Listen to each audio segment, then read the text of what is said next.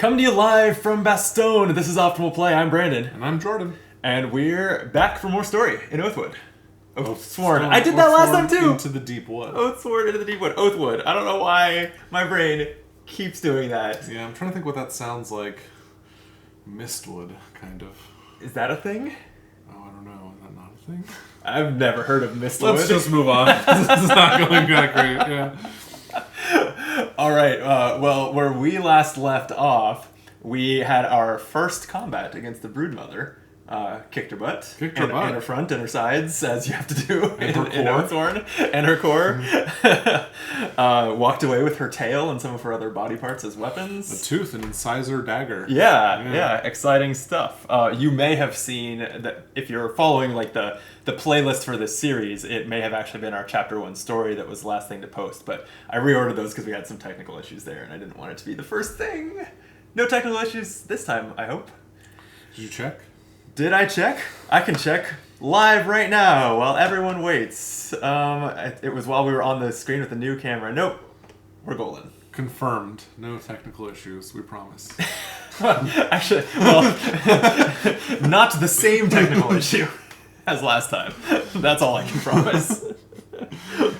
Okay, so yeah, we're starting chapter 2, which means this is another story segment. Yes. I'm excited to see. I was really pleasantly surprised by chapter 1. Yeah. How interesting and fun that was. So I'm stoked to get back to it. Let's do it. Before we do, let's just suggest that the viewers like the video and subscribe to the channel if they haven't. It's the only way to help us out. So please do. It boosts us in the algorithms and all that good stuff. With that, chapter 2. Chapter 2. It's called Eyes in the Dark. Eyes in the Dark. It starts with an instruction that tells us to open envelope A. That was that Bastogne map, right? This is the city of Bastogne that we're still in. Place its contents in the center of play. Don't place the free company marker yet. Place the chapter 2 time track beneath the map and take the path A card. Okay, we've done all that. And then it says location 13, the Broken Oak. So I guess we start at the inn. That makes sense. Sure. Yeah. This seems like it makes less sense, though. Thistle vines tear at your arms as you dash by tortured tree trunks and splash through the soggy underbrush, desperate to distance yourselves from the encroaching beast. You know it's there, but dare not turn to look. Don't trip. Your heart clenches as you feel the hot animal breath at your back. Your weapon, where is it? The thing is gaining. The thudding footfalls pound in your ears. A rising shadow looms over you, then nothing. No more branches being torn behind. No more splashing. You slow, then walk, and eventually stop, breathless and terrified. You look to one another. Samil comes up, the last of you as always. He wipes his brow and shakes his head. It's gone, he says, adjusting his leather-strap breastplate with one hand and grabbing the wire road with the other. You return his faint smile and face back to the path. Suddenly, there's a loud, plucked thrum on the wire behind you. You turn as Samil is pulled screaming into the Deepwood. Something huge surges from the trees, orange eyes flashing. Cool. Each Oathsworn performs a survival check, difficulty 4. Mm-hmm. Wow, okay. As the expert at Oathsworn, when it has us do these non-combat checks, it always gives them a title, like it's a survival check or a bargaining check or something. Does that sometimes matter? Are there situations where you have an item that helps with I'm just wondering why they have different names at all. Yeah, I think or if it's just flavor. I don't know, actually.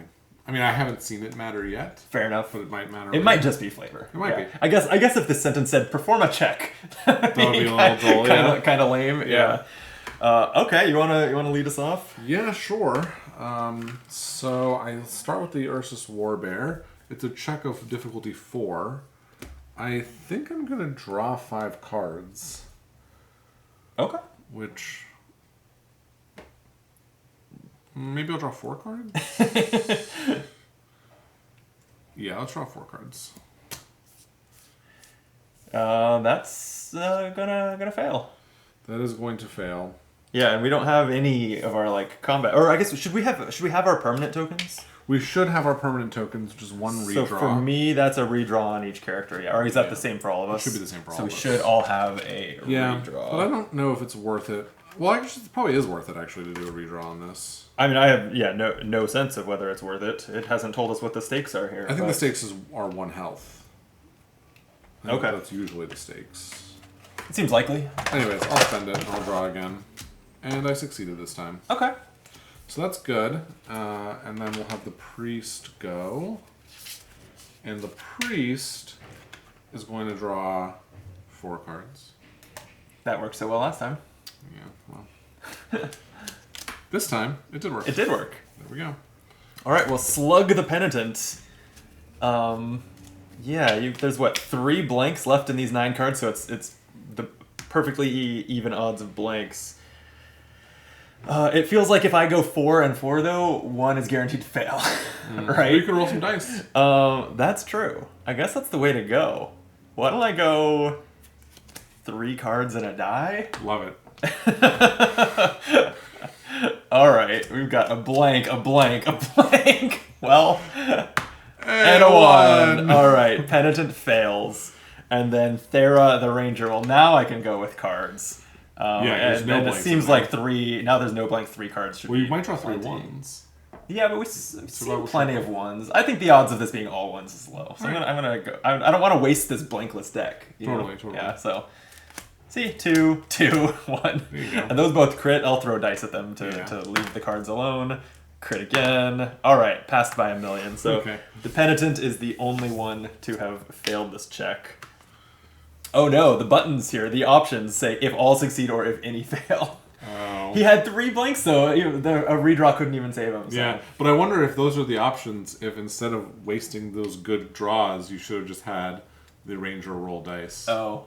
Well, we would have had to read ahead for that though. That's, well. All right, so we had a fail.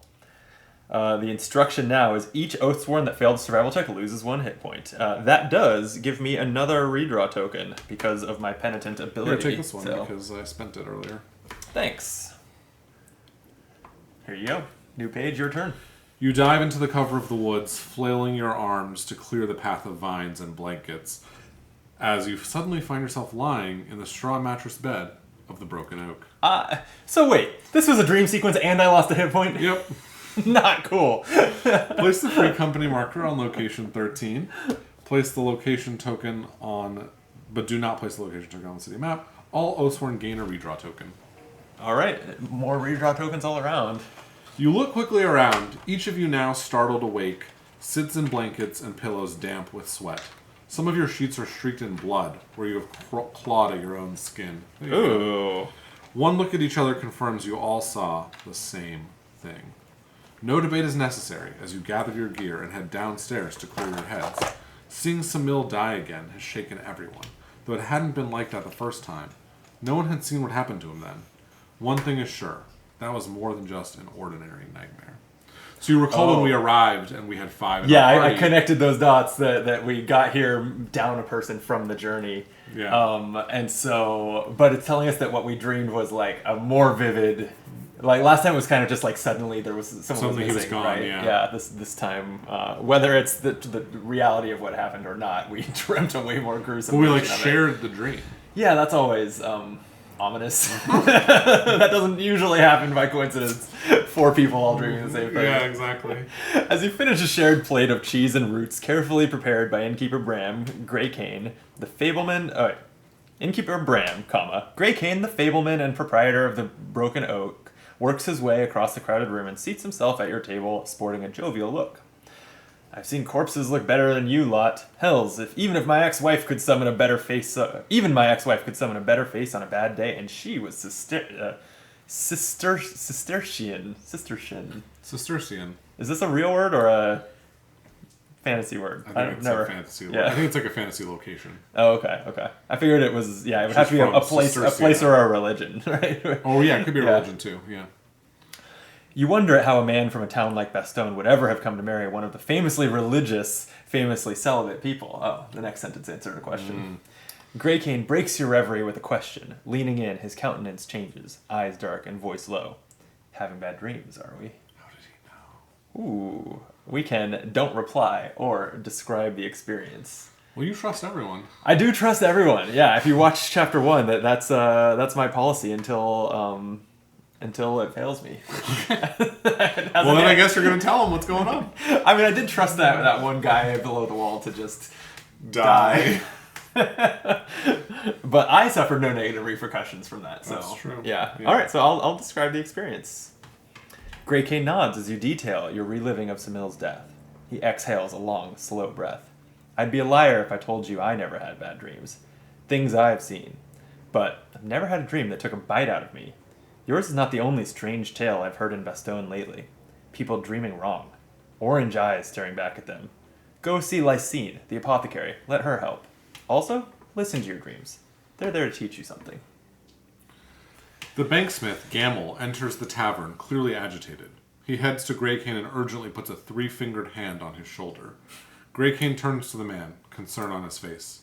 What is it, old friend? Tam, have you seen him? He's not come home, Gamel replies. You know what youth are like. I think you might have even been one once. With a face like that, you must have gotten yourself lost more than once, he says encouragingly to the thick-armed banksmith. Bram lets out a short laugh, clearly deciding Gamel has a face only a mother could love. Gamel eyes Bram briefly before continuing. Please, he's all I have. Of course, replies Greycane, I'll put out a word for him with all my contacts. Gamel nods gratefully and leaves the tavern. Greycane shakes his head. He's not the first to be looking for someone. Tam is a good one.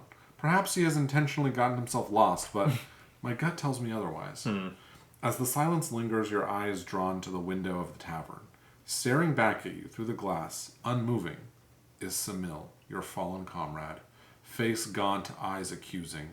You blink, and he is gone. As you rise from your seat, you are interrupted. And this is cool. It checks if we have Midge as our ally. And We do. Because we Because we trusted him. Yeah. Having appeared from nowhere, young Midge and his uncontrolled mop of hair slides easily next to Greycane. I have a message for you from High Lord Davenish himself. Got up extra early, too, to be sure I was the one that got to give it to you. Nice of him. I'd rather be waking than the dreams I was having last night. Oh, God. He wants you at the palace. I have a chance to prove myself to a new and rich client, so do me right and show him that I got to you straight away. Oh, and that'll be 1 iron for the runner, he says, innocently holding out his palm. Yeah. Lose 1 iron. I paid him. It says, place location 10 and go there. So let's grab location 10. And then put it straight on the time track? Yep, and we're going straight to there. That's the palace. Okay. The palace has seen better days, its luster worn away by the many thousands of lives that have trodden its halls. Bastogne, like every settlement to have survived, is bursting at the seams with humanity. The presence of the Deepwood forever ensuring space and materials are more precious than people. Even here, the press of bodies can be felt as petitioners line the outer corridors, while, inside, hundreds of menials and servants scurry about their tasks. You are led under guard to the high hall and told to wait before an ornate double door. A master servant appears through the door and looks you up and down suspiciously. If you have, you mentioned as we were choosing our party that you had seen some in the part of the campaign you'd seen some witch and warden references. Yes. This says if we have both in our party, we would make one choice, but we don't. Yeah. Have either, right? Right. I mean, just to mention, the witch and the warden, like the witches in this world are slaves essentially, and wardens are their keepers who ensure that they work towards the greater good in theory, but are also somewhat abusive. And so, if you click on this, I think it just says the warden, like someone's like, oh, you've brought a witch with you, and the warden has like a choice only for the warden to either like smack her around in front of them or not. It's like pretty like, yeah, it's pretty. Wow, that's grim. Yeah. It's grim. Anyway. Shame we're missing that. Yep. In the antechamber, the servant ushers you forward. Welcome, honored guests. You are most timely. My lord awaits within. I would ask you to leave your weapons here, but I know your oath. We honor the pact, but if you must carry them, please refrain from any sudden movements. There will be crossbows trained on you at all times. This way, please. Wow, we trust. They don't trust. No, they sure don't. No one's really returned the. No one's returned the trust. The sentiment. Yeah, just because we threw a fiery brazier down. No one knew that guy anyway. Brazier. Yeah, that's true. He was an unnamed character. Yeah, no name tag on that dude. Yeah, totally. The master servant claps his hands and double doors open, allowing you to pass. Within is a grand hall of arched stone and skylights. No amber torches are needed to light this place. My lord Davenish, may I present the free company from Varoom. Davenish is a portly man with a tight-cropped black beard and piercing eyes. He rises from behind a long meeting table bedecked in bowls and dishes of fine food. The rat catchers. Good. I trust you're rested? We still haven't named our party. Be the rat catchers. Let's not. Without waiting for a reply, he continues. Your service to my town is noted, but I must ask something else of you. He looks disgustedly at a bowl of fruit set to the side of the table and slams his fist next to it. He plucks a now crushed insect up. Cockroaches. They are everywhere. This town has an infestation. Not this kind of bug, though. Something more insidious and harder to kill. Have you heard of the piper? We shake our heads. It says, It's not an actual question. We don't get to answer it. Well, have you heard of the piper? No. Okay, so I guess my answer would be yes. Yeah. Like, yes, I've done this. Yes, I've done this before, yeah. This entire thing is a dream sequence for you. Yeah, that's right. A cult leader, a traitor, Davinish continues. He preys on the weak-minded and draws them to him with promises of streets full of food and iron if they will but join him in overthrowing the natural order of things. His gang of thugs has been attacking my patrols and sacked several shops. He must be stopped. Without the natural order where lords shepherd the people, the peasantry would collapse into anarchy. They cannot rule themselves, let alone others. The ignorant fool, he would doom us all. There will be blood in the streets, and it won't be on my hands. No town or city can survive a civil war with the Deepwood at the gates. So I ask you, will you break from hunting witches and boogeymen to run this man to ground? I know this is not your contract here, but I will see you handsomely rewarded for your efforts. This town has stood for over 500 years and never once has the line of lords broken faith with the pact. Now the town needs you. Will you break faith with it? Wow. All right, this got real. All of a sudden we're talking about like monarchy versus democracy and a civil war that it would cause with monsters all around the city. First, some instructions. The instructions just say, will you agree to hunt the piper or will you investigate your dreams? You will not be able to do both. And then we choose, agree to hunt the piper or refuse the contract.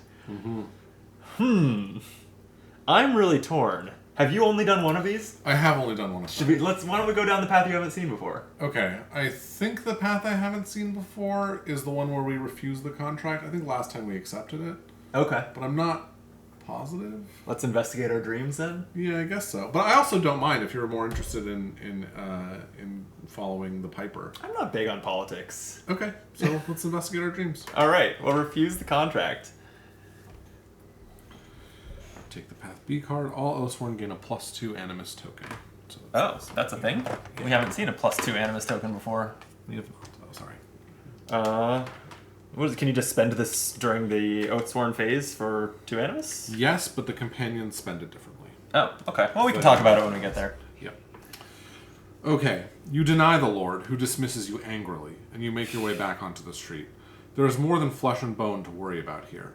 Some sort of shared vision is infecting your sleep. You've heard enough whispers around town to know you are not the only ones experiencing these nightmares. You thought it had been the rat killings putting the glint of fear in passers-by, but there is still something haunting the people. You set about to finding as much as you can about the dreams of the townsfolk. There is a slow, pulsing feeling around this fear, a pendulum swinging closer and closer, a creeping doom that incessantly pricks at the corners of your mind. Something is going to happen soon. I know I said this last time too. This writing's great. Yeah. It's really, really good. Across the street, the dead eyes of Samuel survey you as he smiles. There is the sound of a thrum on the wire road, and he is gone. Search for clues about the town's dreams. There is something to be learned in them. Something is going to happen today. Try to find out who, what, where, and when. Once you have found the information you seek, go to that location at the right time to try to stop whatever is about to happen. You will be rewarded if you can do this in time. Wow. Place locations 2, 3, 5, 6, 7. So here's 2, 3, 5, 6, 7. That's the archive, the apothecary. 12. What's 5? The barracks. 14. 6 is the church. 7 is the underways, which we went to last time. 16. 12 is the market. 14 is the town square. 16 is unnamed. 19. 20, The banksmith. Stockade. And 24. And the burrows. Okay, that's a lot of options. Yes, and so we can choose to go to any of them. Jeez. And that's it? We're just choosing out of these like 10 locations? Yep. Okay. So I guess so the banksmith, probably the only reason to go there is for item shopping. well, remember the Do we need to do that this banksmith time? was the one who came and told us that Tam is missing. So we could also... Oh, I thought the story had mentioned the apothecary. I missed the banksmith. There are two different things. So first, when we woke up and had our bad dreams, we told the innkeeper, and the innkeeper said, go see the apothecary. Oh, right, okay. Then the banksmith came in and said, Tam is missing. So we could go to the banksmith and hope that he has more information about Tam who's missing. Yeah. Or we could go to the apothecary and ask about our dreams. Was that presented as related to the dreams? Tam being missing? No, not necessarily. Right. It might be, it might not be, I don't really know. It could also be that's a thread that related to the Piper. It could be. Situation. There's different threads we could follow. Yeah. Yeah. It's actually pretty cool. I think Yeah. if I recall correctly, the other branch where we just have the contract is a little more straightforward. This feels very open-ended. Yeah. I mean, I'm not sure how open-ended or straightforward it was, but this feels very broad, like wide open. I mean, I guess I lean apothecary because that was the one that, after we had the bad dreams, Sure. The guy that I trust told me to go see. That's right. The guy that you trust. Location 3, the apothecary. All right. If you want to put that on the time track. Sure will. On top of a tenement building, you find the apothecary. Her small hut is surrounded by a garden of herbs, and the green's a stark contrast to the slate-black roofs and brown timbers of the rest of the town. It strikes you that there's no crowd outside. Every apothecary you've ever seen has been accompanied by a hive of people jostling to have their ills tended to. Here there was no one. As you come closer, you see why. Hastily scrawled letters proclaim "Witch" on the side of the hut, and its lone window is broken. Lysine sits slumped on a stool, herbs, powders, and several rocks scattered about the floor. She holds a bloody rag to her head. Come to collect a witch? She asks, looking up painfully. That's what the crowds want, isn't it? If you don't, they will. I've got a growing collection of rocks to tell me that. You stay alert with this woman, but you know better than most that only a handful of witch hunts actually involve a witch. We can ask her what happened or move straight to telling her your dreams. How interested are we in helping this woman we just met? I mean, I don't think we'd be helping her. I think we'd just be asking her what happened. And I think it's fairly obvious what happened. She was stoned by prejudiced townsfolk. So we're just going to ignore the fact that her window's broken and she was clearly just attacked and just be like, so, we had a nightmare. Well, it's up to you. It's up to you. That just feels so tactless, All right, you know? then, yeah, let's be tactful. All right. Let's be tactful and polite. You ask how this started, and she explains. His name was Jared, a laborer who caught a wasting sickness. I tended to him, but try as I might, he slipped away, leaving a family of 5. His youngest says I hexed him, and that was amber to a flame.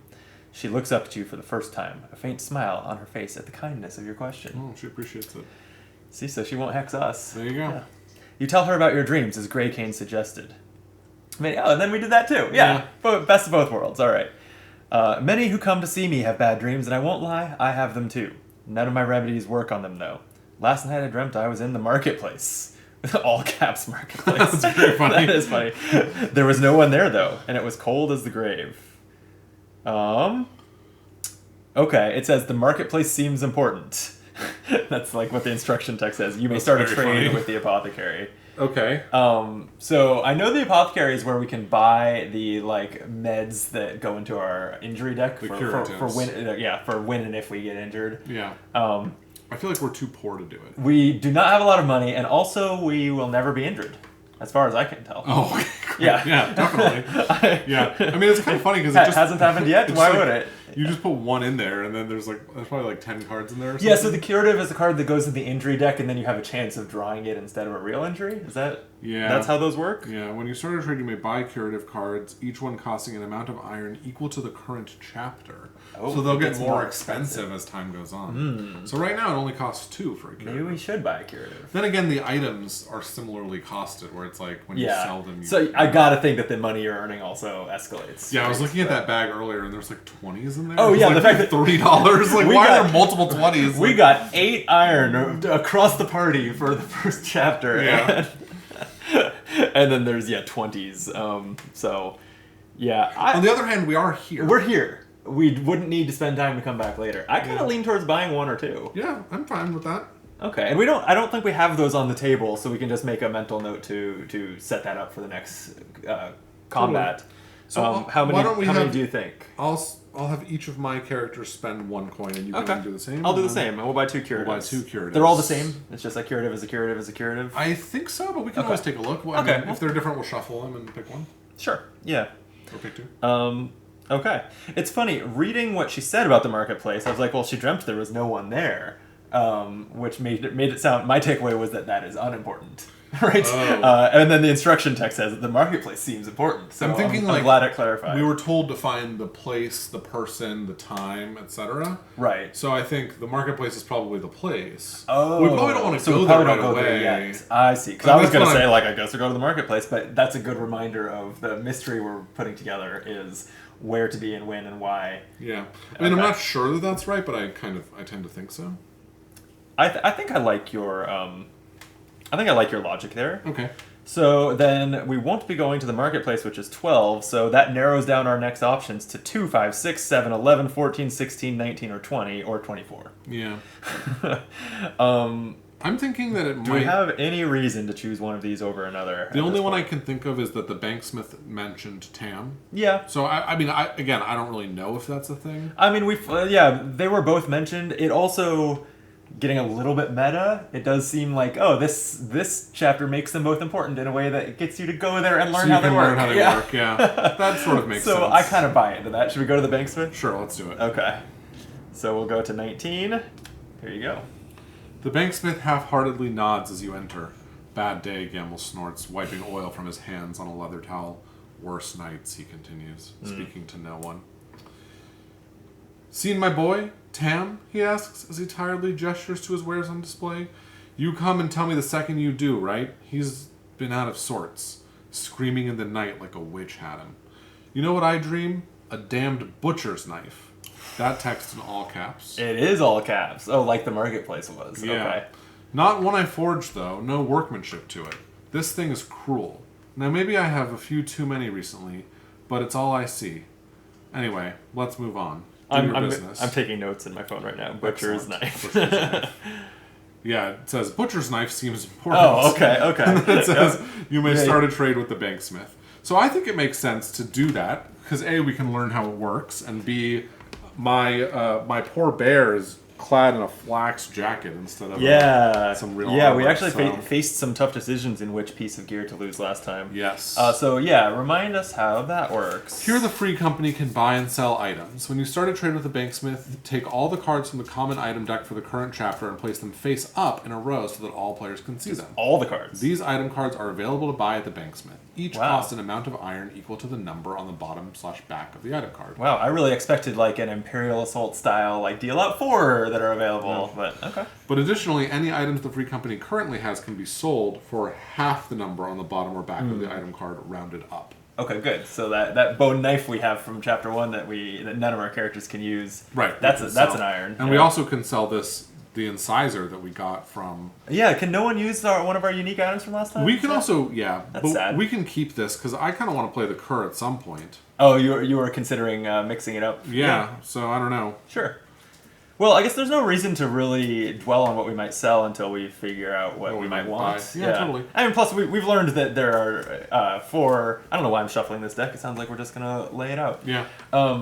We've also learned that we want to have some money in our pockets for interactions with people, right? That's true. So we don't want to...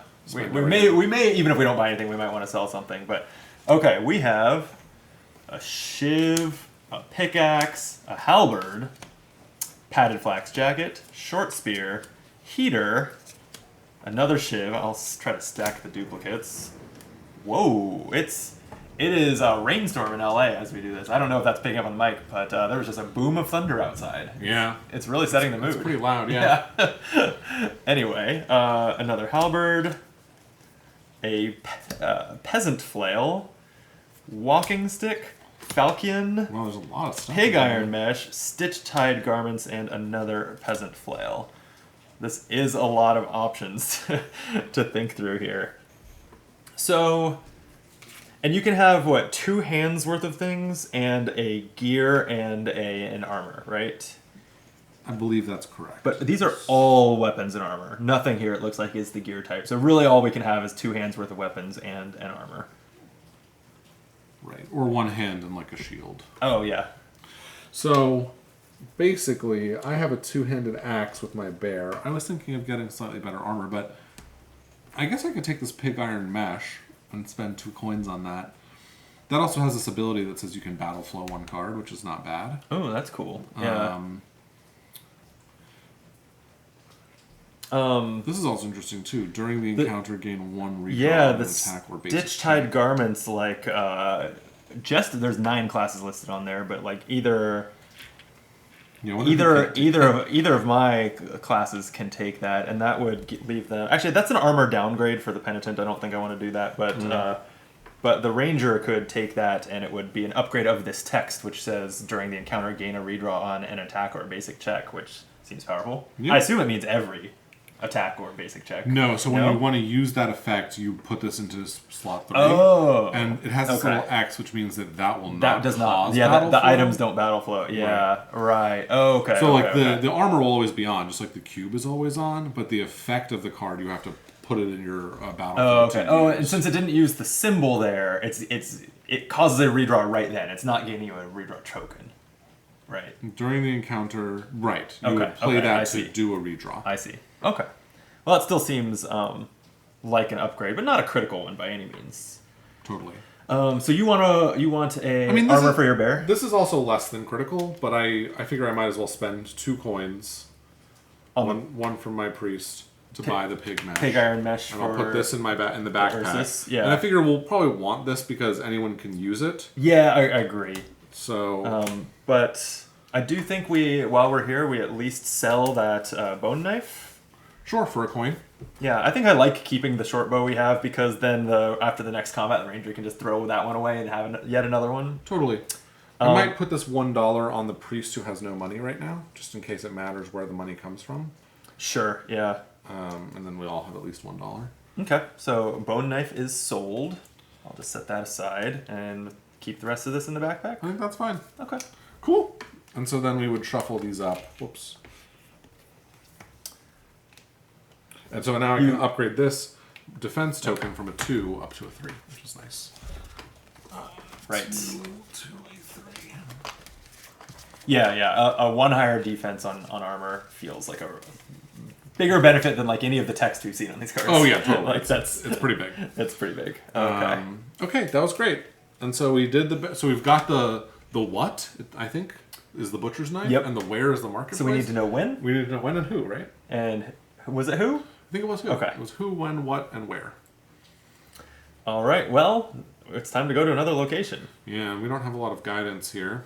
I think it's so interesting that like we just have this 16 is the only unlabeled location on here. Does that attract you to it? It does, but I don't know if that's right. Yeah. I'm We could also check out the burrows. The burrows seem like a place that Tam might be hiding.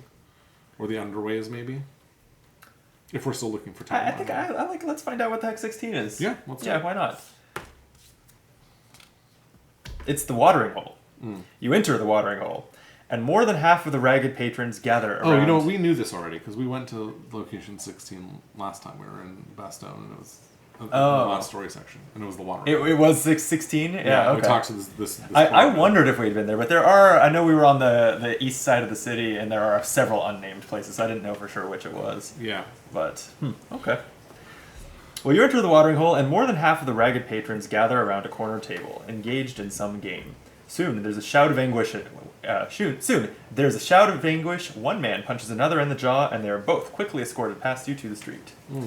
Their loss, eh? A young man with one white eye shrugs as he clears some iron from the table. He eyes you and smiles. Care to try?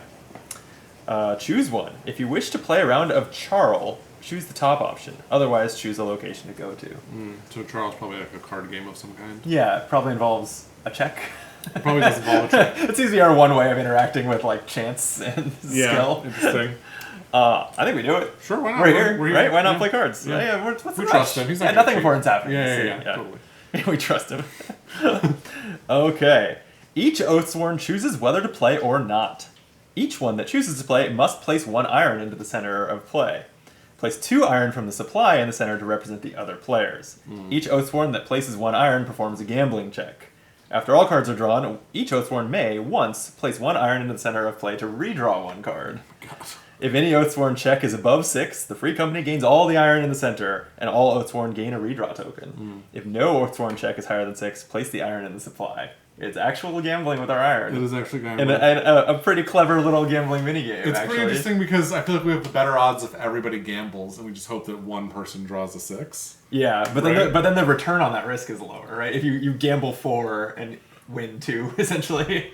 Well, but if the return is 2 no matter what, Yeah. you want to just get your best odds of getting the 2. Yeah, you just have the biggest loss if The you biggest still loss lose. if you still Yeah. lose. Right, yeah. Yeah. Well, everyone's got 1 or 2 iron. Do we go for it? Should we just go all in? We can. I think definitely the characters who have 2 iron should go for it because they can also put another iron into the center to Sure. do a redraw. Whereas the characters with 1 iron can't do a redraw. Agreed. So these are, this is the Ranger And that the can do it. Ursus will do it, and we'll put 2 from the supply in. Are we also sending anyone else in? I think in for a penny, in for a pound. I think we go. Sure. All right. So all Oathsworn are in this. We have, We only have 3 cards left in this deck. and we can use redraw tokens on this, right? 5, 6, and we know there's no blanks in those 3 cards. Oh, that's right. Can we use redraw tokens on this? I think so. Yeah. If we know there's okay. Well, hang on. If we know that deck The first is 3 cards favorable, we'll draw will be so that favorable. means we can safely draw 4 cards, We can knowing we safely won't draw fail. 4. But we also have to get 6. Yeah. I'm wondering whether we can use that information to actually be confident with just 1 Oathsworn going in. They can also use their redraw tokens and pay an iron for a redraw. We could try it. Should we just send the Ranger has 2 redraws That's fine. and had 2 iron, so has 1 more she can throw Our in? gambling addendry. All right, I think Alright. because then anyone else who goes out beyond the first will just be a fresh, clean, random deck. I think we just go with 1 with our marked cards here. Here we go. All right, yeah, give me 4, I guess. So those are the first 3. Is there any reason to go? We have redraws. Maybe we go. Let's go 5. I think we could do 2 more cards. They would have to both be blanks for that to screw us. Yep. And when have we ever Would you drawn? like to quit? When have we ever drawn multiple blanks in a row? That's right. Yeah. Only you've ever done that. Good thing I just cut and drew. Yeah. All right, well, we'll draw those last. Okay, so we know that these should not be blanks unless we really miscalculated. That's 1, 2, 3. They're all 1s. That's not great. I'm glad now that I went for the extra cards. There's a crit 2. And 1 blank. Okay, let's fill in the crit first. Do you want to roll or do you want to draw for that crit? Well, what do we need Oh. to succeed? 6, right? We need 6. We just need it to be not a need blank. to not get a blank. Yeah, and we've got redraws and can spend an iron on a redraw, so I'm feeling good here. I feel like rolling has slightly better odds, right? Slightly higher odds of a blank, I think. Well, no, you've got because we've got 12 cards left in here, or 13 cards left in here. No, you're right, because And these 3 5 of even though them they are didn't come out. blanks. Yeah, that's a good point. All right, I'll roll the die. It's a 1. There you go.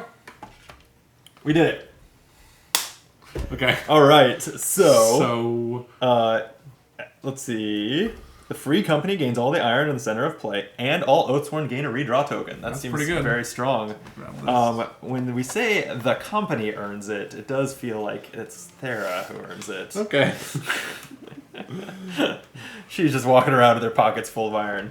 Actually, she effectively has 4 pennies. I wonder why does the priest have 2 redraw tokens? Oh, Didn't earn we all one gain earlier? one earlier? And you have a permanent one? Yeah, you do. Because I also have 2 per character, plus gained 1 from the penitent, so the penitent currently has 3. Okay, so I must have used one on the Ursus Warbaron. That's why. Did Ah. you already get 2 for 1 for each of them just now? Redraw for each of them? No, not yet. So 1 and 1. Sweet. As you play, you listen to the other patrons and hear one mention that Gamel seemed out of sorts, but there's no talk of bad dreams on this side of town. Oh, so now we Oh, gotta so go we to the got west side. similar to last time. We got a kind of a directional clue. So, Yeah. so we're thinking the market is where we want to go when the time is right, and so barracks. Yeah, be up barracks here? or town square. I guess. But yeah, I'm down for barracks. Barracks is on the far other side of town, so that feels this. And so before we do that, we're going to resolve a city event time. All right. Jeez, the rain is coming down. You pass a series of street hawkers and open-air bars. At one, you glimpse a woman pleading with a man for some iron for her children.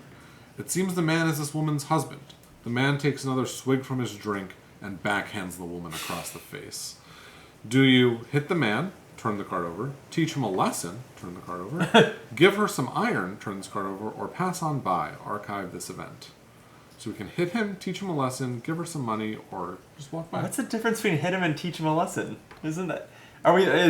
teach him a lesson literally? It's a lecture. It's like, now, sir. You break out the blackboard. That's where I'm leaning towards. Teach him a lesson? Teach him a lesson? All right. Yeah. Give us am I making an education check? Yep. No, I'm just kidding. He needs a lesson he won't forget. You grab the man and brand him with a strange symbol. Oh, fuck. You tell him that this is dark magic, and you will find him if he does not take care of his children. Terrified, the man throws all the iron he has at the woman's feet and runs. All Oathsworn gain a battle flow token. Wow. That was unexpected. That was unexpected. Wow. That's really funny.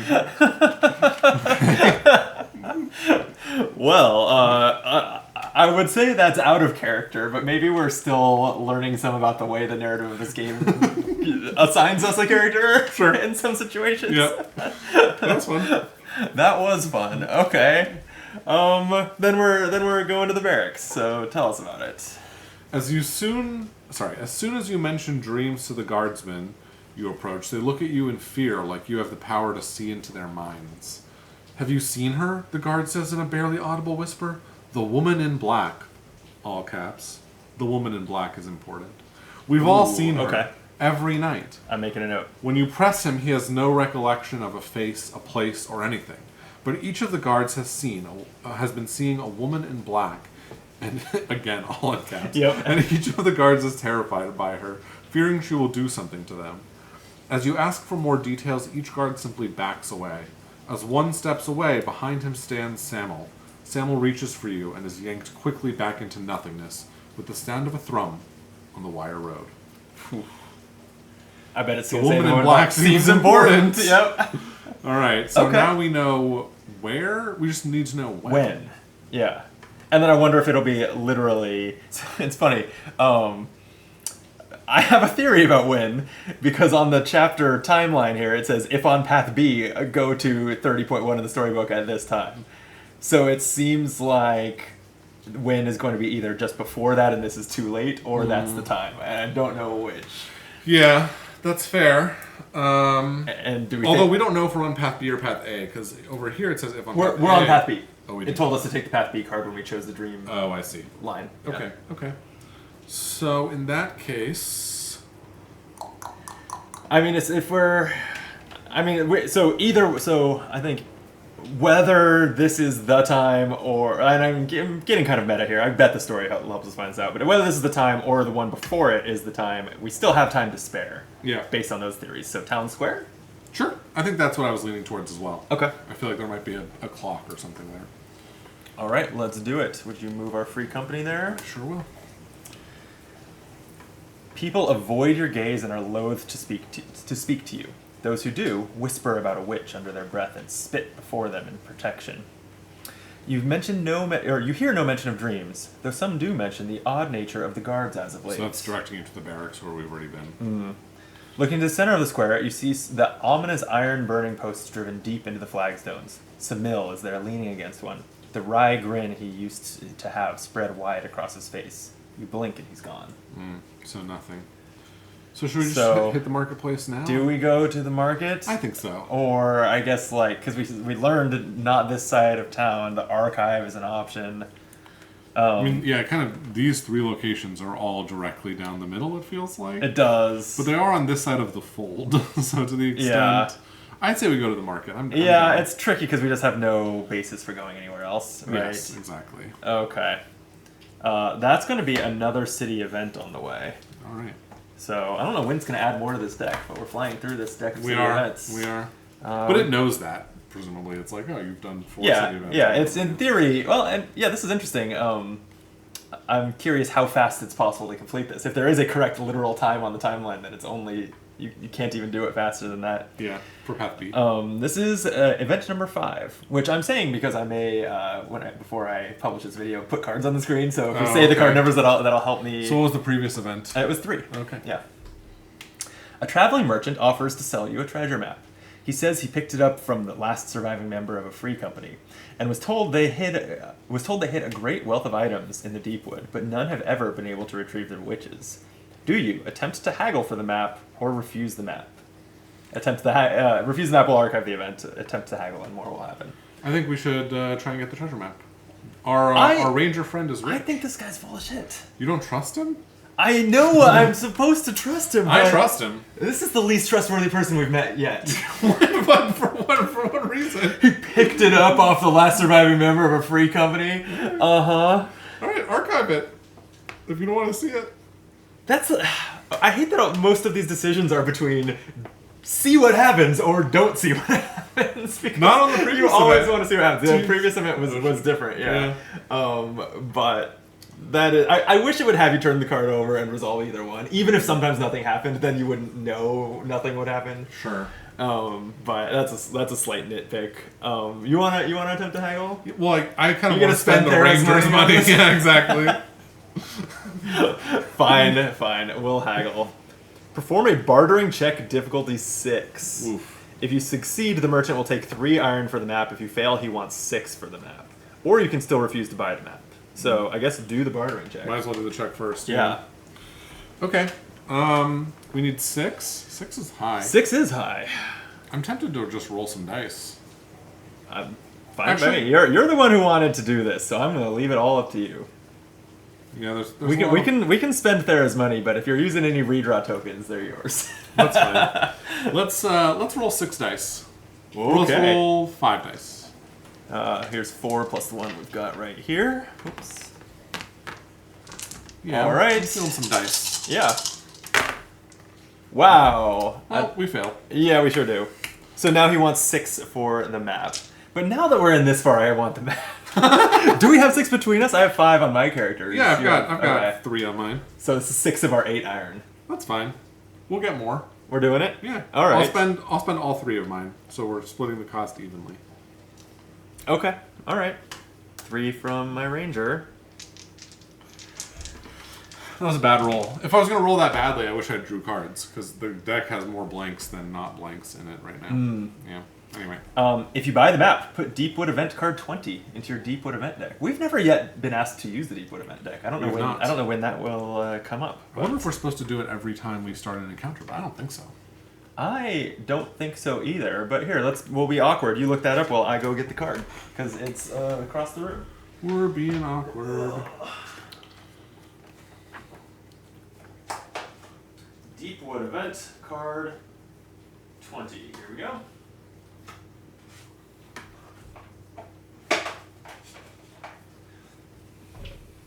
Yeah, it just says during the game you will sometimes be told to draw a card from one of those decks. My guess is that we will be on some maps later that represent more wilderness type locations, and we'll use them there. Interesting. That would be a theory. That makes sense. I kind of like the idea that we're all, like the maps are always cities, but I guess that doesn't make any sense. So I'm with you. Yeah, we're probably going to be lost in the woods for some of these story chapters. I'm guessing. Yeah, that's cool. All right, so we're going to the market, right?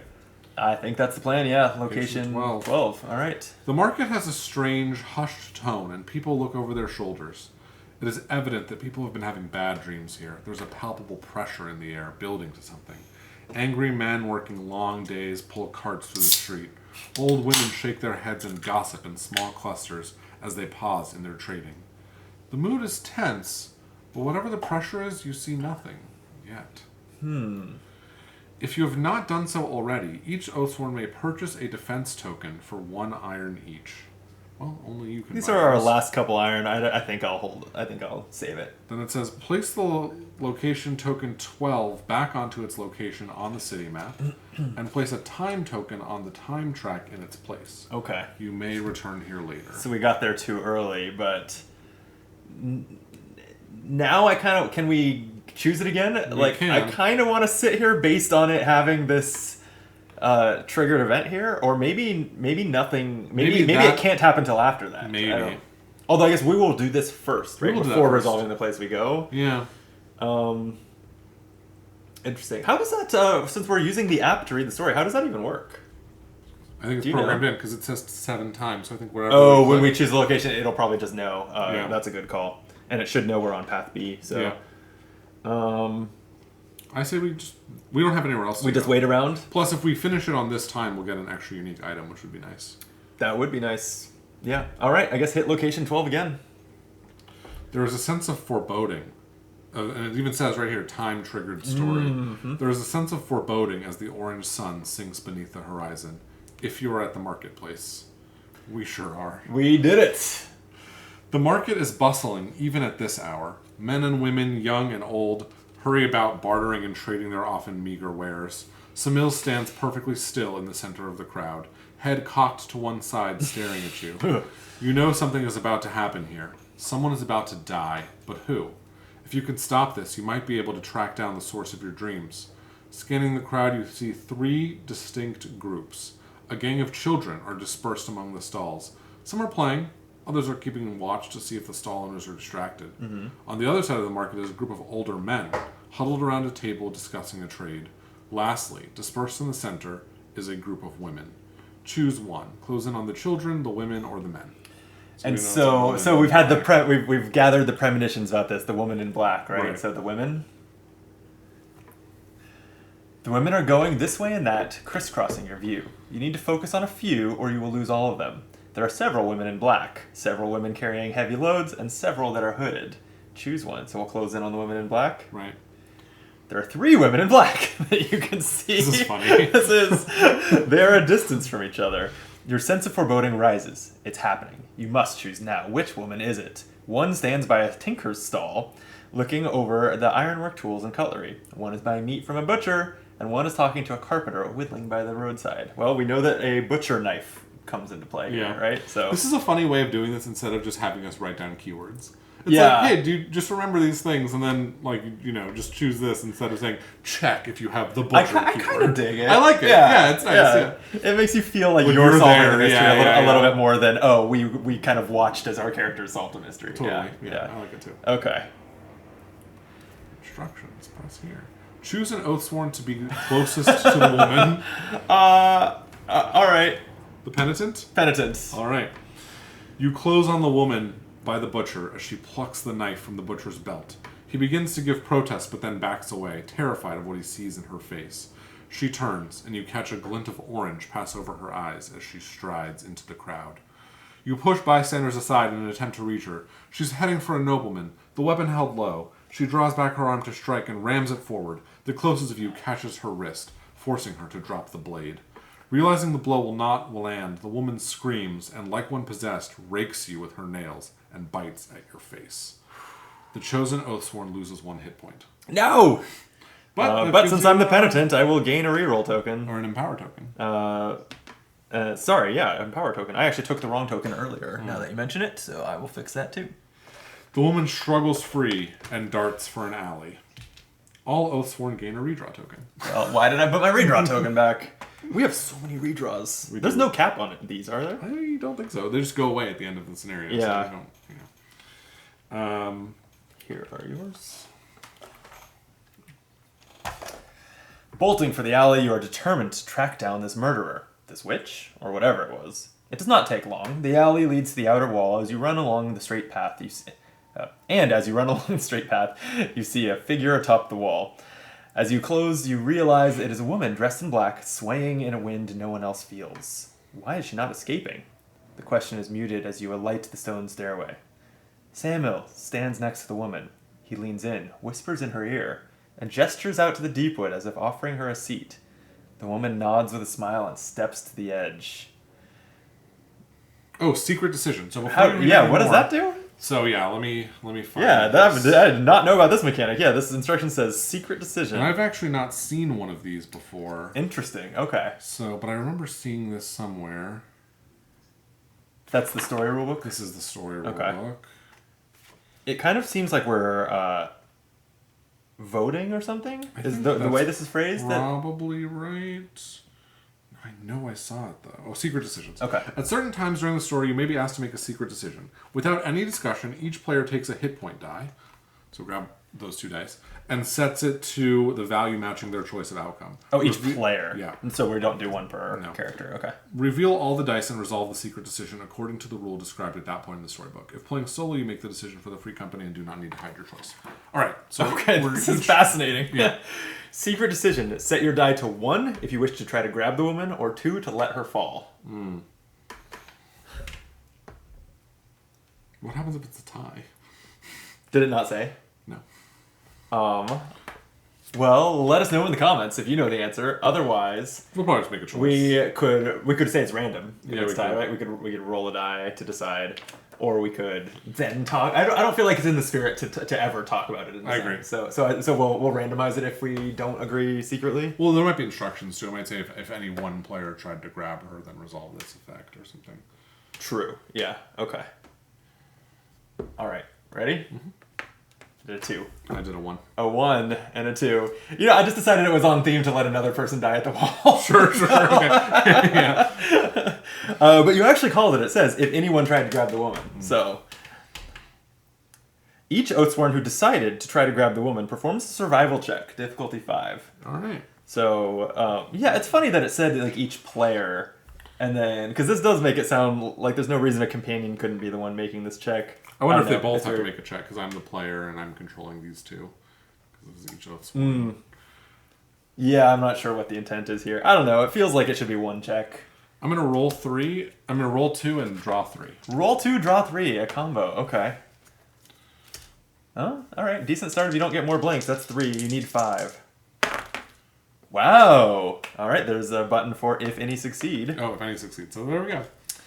As the woman leans over the parapet, you grab her arm. She realizes she is no longer falling and becomes angry. Wheeling on you, she bites down on your hand, hard. You instinctively let go, and she plummets from the wall. Oh my god. Okay. You have to tell me why you tried to save her. Was it because you wanted answers or justice? Because you could not stand by and watch another human die like that? Or because you might get a token? That's actually what it says. Oh, it's very funny. This is amazing. If you tried to save her to get answers or justice, if you could not stand by and watch another human die like that, or if you tried to save her because you might get a token. I wanted answers. I was looking for answers. Okay. So. Or answers or justice, yeah. All Oathsworn gain a defense token. Okay. Hey, so you get a token as long as that's not what you wanted. Yeah, I wonder what would have happened if we pressed so you got a token. It might have been like, you got 1 token of your choice. That'd be pretty funny. I don't know. I feel like in that case, you would... Well, I don't know. Would it reward honesty? Or... I don't know. You run to the wall, and as you look over, your blood runs cold. It is not the body impaled on the spikes that shakes you, but the hand reaching from the Deepwood toward it. You cannot see the creature for the trees, but the arm is immense. Roped muscles bunching under bristling fur, claws wrap around the body and pluck it from the stake like fruit from a vine. Then, slowly, the arm is drawn back under the canopy, leaving a trail of blood in its wake. Stepping back from the edge, you rush to find ropes. There's no time to wait till morning. Earth and root would drink the blood before long. That thing is responsible for what's happening in this town. You know what you must do. This is often how these things begin. You prepare to follow the blood. Reveal the encounter special rules board. Okay. So that's 2. So, special rules. It's the Satyr. Mm-hmm. Okay. And then mark the special rules box for chapter 2 on our sheet. Yes, since we have access to that. Okay, continue. You hurry down the rope and prepare to dive into the Deepwood. Guards watch nervously from the top of the wall. Following the trail dragged through the underbrush is no problem for those trained in the ways of the wild. Heading deeper in, the shadows consume you, and the sounds of the town quickly die away to be replaced by an oppressive silence. Oof. Draw and resolve a Deepwood. Oh, okay. Well, we got to randomize them all, so we might find the treasure right now. Yeah. That'd be funny. I kind of hope not. I hope it's like in there and we find it. Yeah, like, chapter 8. 10, yeah, exactly. In 10 weeks. Like, remember when we bought that map? Yeah, great. It's event 6. Okay, all right. A fresh trail of blood leads off into the Deepwood. Oh. Do you follow it? Yes or no? It seems like we are already following it. They've addressed my criticism already because it says yes, turn card over, or no, turn card over. I wonder if it's like a branch of blood, and we're like we have to like choose which one to follow, or if it's just continue following the blood we're already following. I guess it's probably a branch. It's probably a branch. Yeah. It's Up this. to you. Why is it up to me? It says peril right there. Does it? Okay. So Arkham rules. Yeah. All right. Let's follow. You know how much I value the safety of the people beyond the wall. Oh, sure. People wandering on the wall. All right. Just off the path, you find a deer carcass. It must have escaped a beast, but died here of its wounds. With no sign of danger, you butcher the carcass. There's good eating here. Oh wow, okay. Taking a break. Yeah. The woman's being pulled off into the woods. We're chopping up a deer. All Oathsworn gain two. Why am I blanking on the name of the resource? 2 Animus token. Oh, So very nice. Sweet. And then it says if you're in chapter 4 or later, you may instead gain 2 rations. I don't know if that means anything to you. It doesn't mean anything to me. Well, I've not played the chapter 4 yet, but I feel like rations are probably going to be good. And that also indicates to me that you're 100% right that some of these maps will be Deepwood maps. Rations sound like something you would use during the story chapters. Yeah. When you're out in the wilds. Okay. All right. We did good. The other choice would not have generated us any tokens. All right, continue. There's a strange, gentle sobbing as you approach an open space between the trees. Weapons drawn, you crouch and shelter behind trunks as you work your way toward it. Hanging from a branch lashed by vines that dig deep into his arms is a young boy, struggling to catch each gulping breath. Sounds like Tam. How about that? The vines above him are twisted like a rope, run through with broken weapons, pots, bones, and sticks. They clatter slightly in the swaying breeze. Any motion would cause a tremendous racket. His belt has been torn and lies several feet below him in the leaves, a large black hammer still tucked into it, never drawn to fight off whatever did this to him. Tam, the banksmith's son, his half-open eyes showing the unnatural orange you saw before. He scans the woods with a hypnotic gaze, as if looking for something. The large bulk you've been following lumbers in the tree line past this clearing. Do we try to free Tam, try to sneak past him, or kill Tam, ensuring his silence? That's a dark choice. Yep. Choice number 3 is a dark choice. The banksmith's son. He is a banksmith's I don't son. feel like it would be good for our relationship with the banksmith if we kill his son. I will say, I don't think we'll tell the banksmith if we kill his son. We'll just be True. like, we couldn't save him. Why would he know? Yeah.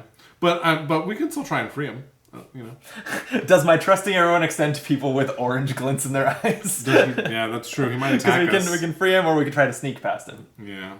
Or we can kill him. Like, if he's already been taken over by this orange glint. Which now we have an idea that there's this satyr behind it, and we can actually we can glance at the secret rules cards. I know there's a lot of text here. I don't want to pause and read, but it talks about hallucination cards. Yeah, so I knew these were coming. So there's a deck of hallucination cards that look like this. Oh, okay. They have this thing which kind of looks like the satyr. I imagine that's what the satyr looks like. I expect that's meant to be his art. Yeah. Yeah. So he's going to make us hallucinate, presumably. This says what transfix is a keyword like release the brood was. So whenever that comes up, we're going to draw a hallucination card and give it to those. Okay, and then there's a snap out of it action. So I mean, it sounds like based on now our scouting knowledge of it, sounds like people can snap out of it. That's my takeaway. All right, let's try and free him. All right, I'm up for it. I'm gonna free him. What happens? All Oathsworn gain a redraw token. Making sure there is no danger, you step out into the open space, motioning to Tam to stay quiet. The boy locks onto you and immediately begins to scream and thrash about, creating a cacophony from the objects in the vines above. You go immediately on the defensive. The boy is killing himself. The barbed vines around Tam cut deeply into his neck as he thrashes, draining the life from him. You have no time to help the boy, though, as something approaches. Oh no. You feel it before you see it. A primal fear washes over you. You see 2 cloven hooves, then gaze slowly upward into the trees to be met by 2 giant orange eyes staring back. If you have the mystery chest, open mystery box 2. And I prepared this time. You're ready. I have mystery box 2. Let's take a look at the satyr, which you've painted. I've painted. Oh man, I'm excited. It's like opening a present. These are cool. Yeah, I only have the standee version, so I'll get the less exciting version of this if just playing my copy. Ooh, there's 2 things in here. The first thing is some sort of shoot. I put the box in front of my buttons for switching camera angles. Some sort of victim almost being crucified on a Well, that will be his cross of staff. spears and stones. Oh, this attaches to him. Yeah. Okay. I didn't realize that they could be in multiple parts. Yeah. And then, damn, This is my worst Red. paint job, I think. He's very red. he is very red. I think he's still cool though. And Just like that. damn. Here, let's go back to this because you can just set it here, and I think it'll be I fully we can visible. also, Yeah. like- Oh hell yeah. Yeah, that's cool. You did a great job on these. Thank you. It's really easy. I'll say. We have to fight this thing. Yeah. Is it easy because it's large? It is easier because Yeah. it's large, yeah. And these are like, because, I also painted the Guards of Atlantis videos, check Optimal Plays video catalog for that Yep. content. These are way easier to paint than those because their scale's just bigger. So, Oh, anyway, yeah. sure. Okay. Good to know. And they're more detailed too. So like they look better and they're easier. It's like the best of both worlds. Love it. Yeah. Okay, then it says proceed to the chapter 2 encounter of the encounter book. You have been ambushed. Probably because we Ooh. tried to save Tam. So mark the ambushed box for this chapter. All right, on the free company that's sheet. exciting. Okay, and then it just says chapter 2 encounter, and we've got And a I'm- picture of the satyr here that you Oh, can yeah. see, and so that's what we'll be fighting against. We are going to mark off the unique item box also because we did have that showing on the timeline, right? That's right. Cool. And I guess that'll be it for this video. I think that's where we break it. We'll be back soon to fight that. I assume it's a combat encounter. I guess it could be a conversation. But You can assume safely that it's a combat encounter. seems like most of the encounter chapters sure, yeah. are. How are we going to converse with this guy? He's got violence related. a corpse up here. I think this guy might be alive. A literal person on And his he's got staff. this bag, and in the bag you can see a little foot hanging out. So there's some That's people in his amazing. pouch too. Yeah. These are so cool. Yeah. So there you go. I won't say that I regret getting the standee version because these takes up so much space on shelves and things. But I'm really glad that you have this because I'm really enjoying this. Yeah. I the enjoy full having scale and painting them too. Yeah, They're cool. yeah. Yeah. Sweet. Well, thank you for the game. That was a blast. Again, I'm like blown away by how much fun I'm having just reading these stories, and making decisions. Yeah. Like, and we have several videos on the channel from years ago of Legacy of Dragonholt, which is kind of this, and that's the game. Sure. I think this is better. Nice. I've never played Legacy of Dragon. Legacy of Dragonholt I think is great, but yeah, and maybe part of what I think is better about this is it has more moving parts as far as the mechanics, because that is just a story game. There isn't the concept of like, oh well, this affects how prepared we are going into battle, because the battles are just abstracted in the story gameplay. Sure. Right. So yeah, it's got that extra dimension, and just the setting and everything that's happening is cool as hell. Yeah. So. It's really fun. Yeah. Sweet. Well, subscribe to the channel if you haven't. We'd love if you'd like and comment on this video too. And then join us for the battle against the Satyr soon. You can catch Jordan on the Game Brain podcast as well as here. So check that out. And we'll see you for the Satyr battle. Till then, be optimal.